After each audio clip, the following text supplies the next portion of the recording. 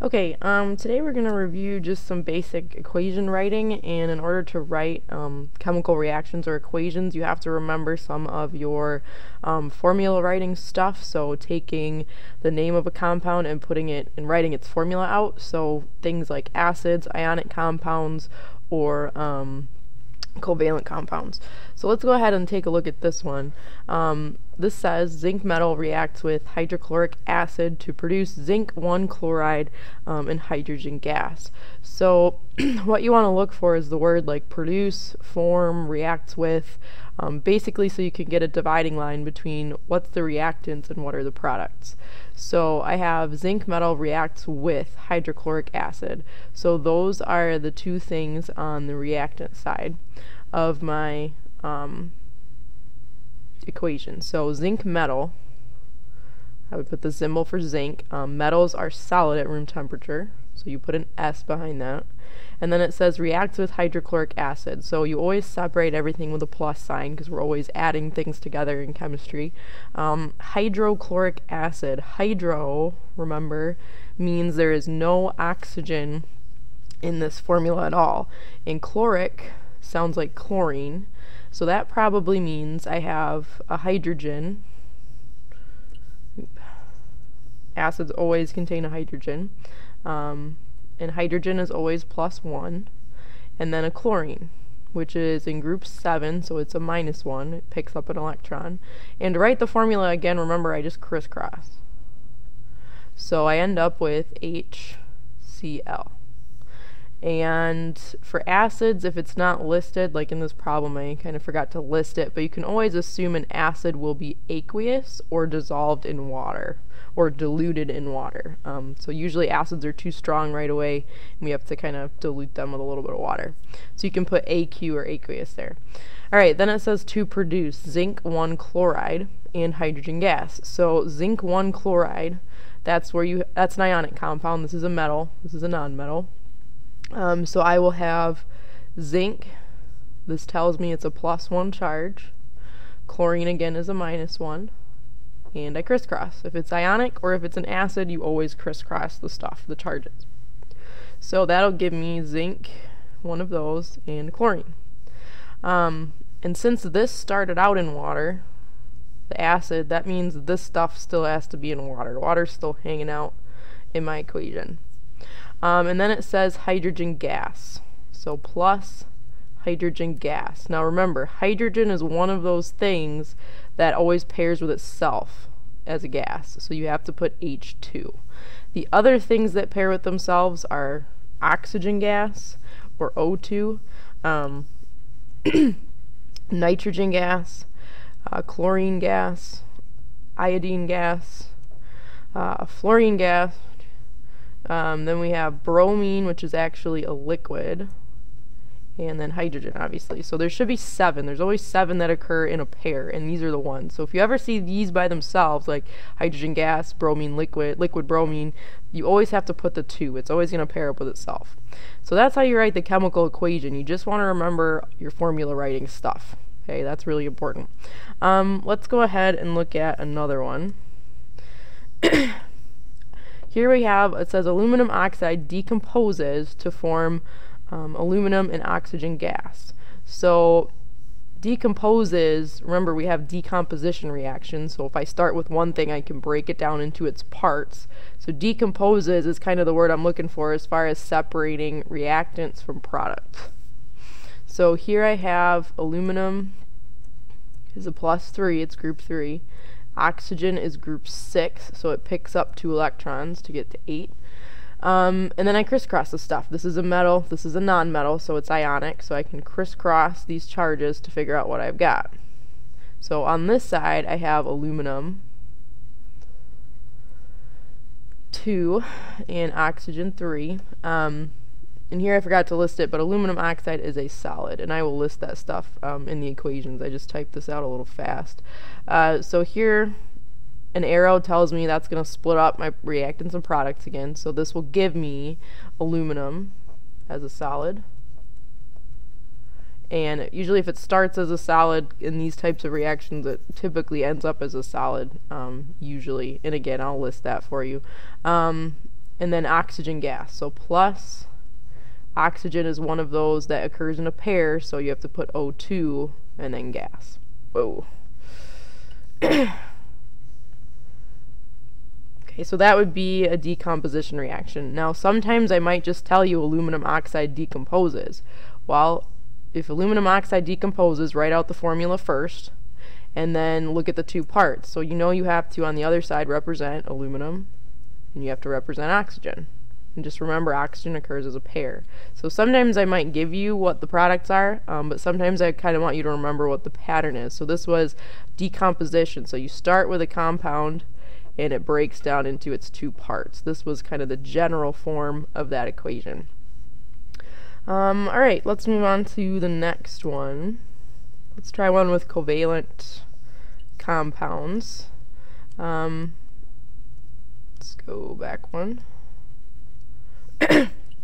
So here I have sulfur dioxide, and it reacts with oxygen gas to form sulfur trioxide. These are all gases here.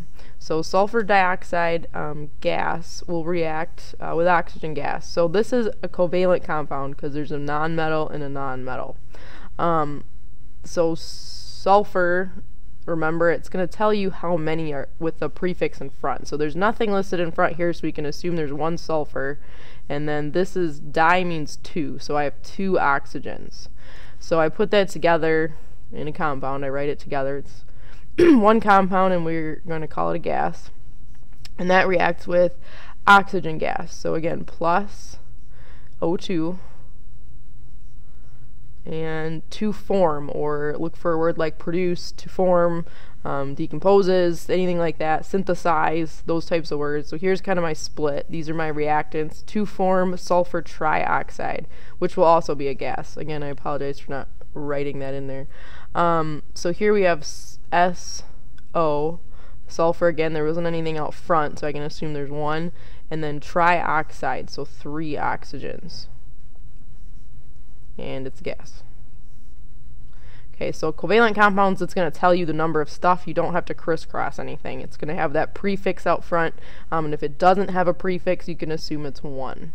Okay, and you don't have to list the 1 in the formula. We just assume if nothing's there, it's going to be 1. Now, this type of reaction, if you add 2 things together to get one product, this would be like a synthesis reaction. So I have 2 things, and I get one product at the end. But since this is oxygen gas, whenever I have oxygen gas on one side, it's going to be a combustion reaction as well. So this is going to be synthesis and combustion at the same time, just to reiterate. Alright, let's try this one. Silver bromide and silver nitrate, both dissolved in water, react. Okay, so I didn't actually tell you the products on this one. I want to see if we can kind of see the pattern and remember some of those reactions that we talked about. So here I have zinc bromide, and if there isn't a charge listed here, you can assume it's 1. So I have zinc with a +1, since it's a metal. Bromine is group 7, so it'll be a -1. And I crisscross those charges. So I have zinc, ZnBr. Okay, and that was dissolved in water, it said, so we have AQ. And then I have silver nitrate. Again, if the charge isn't listed, we can assume it's 1. So silver is a +1, and nitrate is one of those polyatomic things. So I have an NO3, and this was a -1 charge. And then we crisscross. So I should have 1 silver and 1 nitrate. And that's also dissolved in water, or aqueous. Okay, so here let's take a look. One of our reactions we had was double replacement, if you remember. So I start out with like a compound, and I add it to another compound. And basically the 2 metals, or the 2 things in front, will switch spots. So I end up with something like this. I have A that pairs up with D, and I have C that's now partnered up with B. Okay, so that's kind of the pattern I'm following. So let's go ahead and look up here.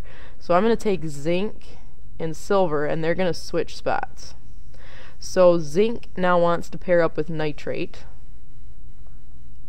So these 2 are going to hang out.